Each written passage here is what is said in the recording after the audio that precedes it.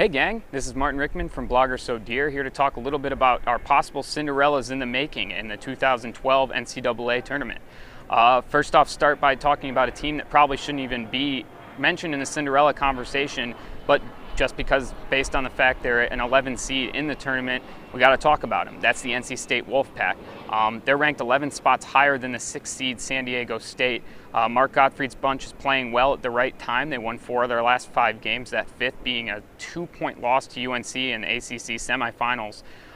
They're more athletic than most teams in the country, and if they can stay out of foul trouble, they're going to beat San Diego State, and they have a really good shot to make it to the Sweet 16 against the winner of that Georgetown-Belmont game.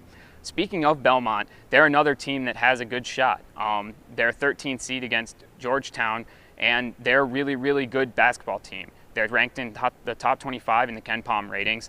They have an elite offense that is really tough to beat and should be able to score points against that Georgetown Hoyas defense. And people have been sleeping on Belmont all year. They've played teams tough. They've almost broken through in the NCAA tournament, and this could finally be the year. Moving on to another region, another game to keep an eye on is the Ohio University-Michigan game.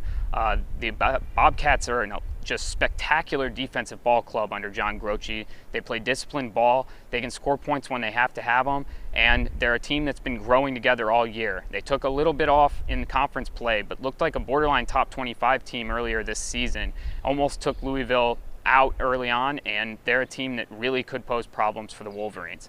Finally, I'm going to talk about Long Beach State. They're a team that could have trouble against New Mexico, but really have a shot to be the darlings of this dance. It's a senior-laden ball club that's played well all year.